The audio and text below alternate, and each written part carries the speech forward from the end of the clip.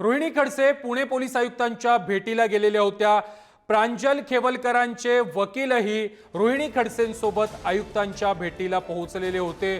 Photo video password leak कोणी केलं याची माहिती घेण्यासाठी ते पोलीस आयुक्तांकडे गेलेले होते। रोहिणी खडसेंची पुणे पोलीस आयुक्तांकडे आता मागणी पाहायला मिळते। जळगावच्या आमदारांकडे आमच्या फोनचा पासवर्ड गेला कसा, अशा प्रकारचा सवाल देखील त्यांनी आयुक्तांना विचारला। मी अर्ज यापूर्वी देखील आपल्याला दिलेला आहे। त्या अर्जामध्ये माझ्या 3 प्रमुख मागण्या आहे।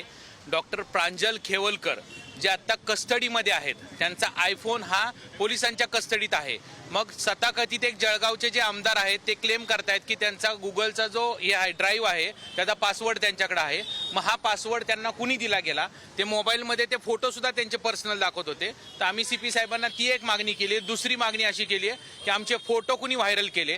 तिसरी मागणी अशी केली की जी रेड करण्यात आली, त्या रेड करण्यात ज्या ठिकाणी आली त्या ठिकाणी जर फक्त पोलीसच होते तर ते व्हिडिओ शूटिंग कुणी व्हायरल केलं। या संदर्भात तक्रारी अर्ज दिलेला आहे। त्यांनी आम्हाला समाधानकारक उत्तर दिलेलं आहे की यापुढे कुठलेही फोटो वगैरे व्हायरल होणार नाही आणि जे काय झाले त्याची सुद्धा चौकशी करू। त्या संदर्भात जो आम्ही अर्ज दिलाय त्याची रिसीव्ह कॉपी सुद्धा आम्हाला दिलेली आहे। ते तपास करून लवकरच आम्हाला न्याय देतील अशी अपेक्षा व्यक्त करतो।